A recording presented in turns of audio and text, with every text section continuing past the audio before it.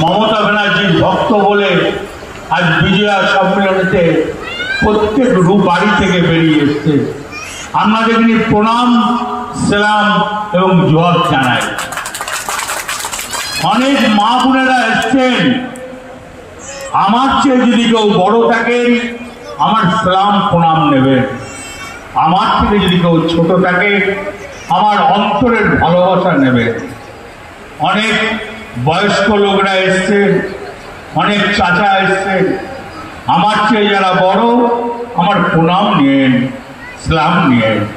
আমার চেয়ে যারা ছোট আমার অন্তরের ভালোবাসা নিয়েন। মন্ত্রী চন্দ্রনাথ সিনহা বলল, বিকাশ রায়চৌধুরী বলে গেছে, আপনাদের সংসদ আপনাদের ঘরের মেয়ে এমপি সেও বলেছে। শতাব্দী রায় আছেন, এখানে সুদীপ্ত ঘোষ আছেন, আপনাদের এমএলএ অশোক ঘোষ আছে, অশোক ব্যানার্জি আছে, আছেন প্রদীপ ভট্টাচার্য আছেন, এখানে পাইপলাইন কমিটি। সত্যি খুব সুন্দর ব্যবস্থা করেছে। আমি রানাকে বলছিলাম, রানা খুব সুন্দর ব্যবস্থা হয়েছে। তা বলে আমি মিষ্টি মুখ করেছি। আজ তো মিষ্টি মুখী করার জন্য তো আজকে বিজয়া সম্মেলন।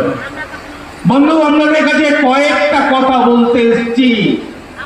নলাটি 2 আবার সেই খোলে থেকে জুজু বার করতে লেগেছে, আবার সেই ভয় দেখাতে লেগেছে, এনআরসি এইসব করে আবার একটা অশান্তি সৃষ্টি করবে, কিন্তু পারবেন না। এটা পশ্চিমবাংলা, মমতা ব্যানার্জির মাটি। মমতা ব্যানার্জির মাটিকে নষ্ট করা যায় না, নড়ানো যায় না। মা মাটি মানুষের মুখ্যমন্ত্রী মমতা ব্যানার্জি, তিনি নিজের জন্য কিছু করেন না, তিনি সাধারণ মানুষের জন্য করেন, তিনি খেটে খাওয়া মানুষের জন্য করেন, তিনি দিন মজুরের জন্য করেন, তিনি বেকার ছেলে মেয়েদের জন্য করেন এবং সব শ্রেণীর জন্য করেন। উনি জাতপাত করেন না। অনেক কথা ওনাকে বলা হয়, অনেক ছোট কথা বলা হয়। কানে যদি কাপড় নেয় তোমরা মাঝে মাঝে মুসলিম বানিয়ে দাও, তোমাদের লজ্জা লাগা দরকার। যদি তিনি নামাজ পড়ে উজু করে তাকে খালা বলা হয়, বুবু বলা হয়, লজ্জা লাগা দরকার। সে ব্রাহ্মণ বাড়ির মেয়ে, সে সব জাতিকে নিয়ে চলতে চায়, তার কানে কোনো জাত না। সে কি অন্যায় করেছিল? সে পশ্চিমবাংলাটাকে সুন্দরভাবে সাজিয়ে রেখেছে। আজকে বলুন তো, 34 বছর কোনোদিন কেউ এই পশ্চিমবাংলার সাধারণ মানুষের কথা চিন্তা করে নাই, খেটে খাওয়া মানুষের কথা চিন্তা করে নাই, বেকার ছেলে মেয়েদের কথা চিন্তা করে নাই, হসপিটালে বিনামূল্যে ওষুধের কথা চিন্তা করে নাই, শিক্ষার কথা চিন্তা করে নাই। কিন্তু মা মাটি মানুষের মুখ্যমন্ত্রী মমতা ব্যানার্জি সে কিন্তু চিন্তা করেছে। তার 94খানা প্রকল্প সাধারণ মানুষ সব শ্রেণীর জন্য করেছে, সে নিজের জন্য কিছু করে না। বাড়িটার বীরভূম আপনাদের পাশে রামপুরহাট, এখানেই তার বাড়ি। তার বীরভূম সম্বন্ধে তার সব জানা আছে এবং তিনি মধ্যবর্তী ঘরের মেয়ে, তিনি কোটিপতির ঘরের মেয়ে নয়। তার জন্যে সাধারণ মানুষের কষ্টটা তার খুব বুকে লাগে, বেদনা লাগে।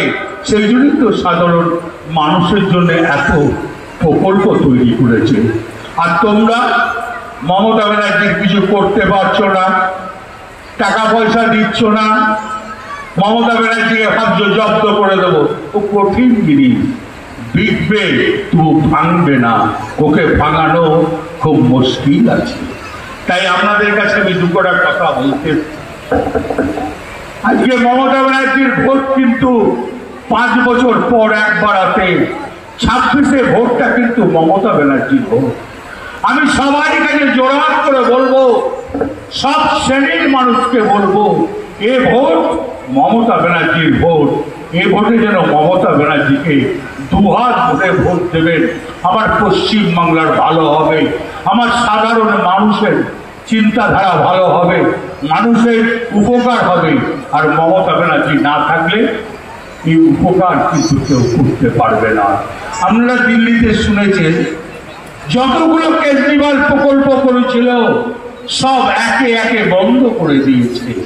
তাই বন্ধু, এই ভোট মমতা ব্যানার্জির ভোট। 5 বছর পর মমতা ব্যানার্জি 26-এ যখন দাঁড়াবেন, তাকে জোড়া ফুল চিহ্নে ভোট দেবেন। মমতা ব্যানার্জিকে আবার মুখ্যমন্ত্রী করবেন। 3 বার, এবারে 4 বারের জন্য মুখ্যমন্ত্রী। উনি কিন্তু এবারে মুখ্যমন্ত্রী হলে আমরা আরো কিছু কথা বলতে পারবো, আরো আমরা পশ্চিমবাংলাটাকে সাজিয়ে নিতে পারবো, আরো আমরা বীরভূমকে সাজিয়ে নিতে পারবো, আরো আমাদের ছেলে মেয়েদের অনেক ভালো হবে। তাই বন্ধু, ভুল করবেন না। সবাই ভালো থাকুন, আল্লাহ ঈশ্বর আপনাদের মঙ্গল করুক। সবাই সুখে থাকুক, শান্তিতে থাকুক, সুন্দরভাবে কাটুক। জয় হিন্দ, বন্দে মাতরম। জয় হিন্দ, বন্দে মাতরম। মমতা ব্যানার্জি জিন্দাবাদ, তৃণমূল কংগ্রেস জিন্দাবাদ, অভিষেক ব্যানার্জি জিন্দাবাদ, তৃণমূল কংগ্রেস জিন্দাবাদ। জয় হিন্দ।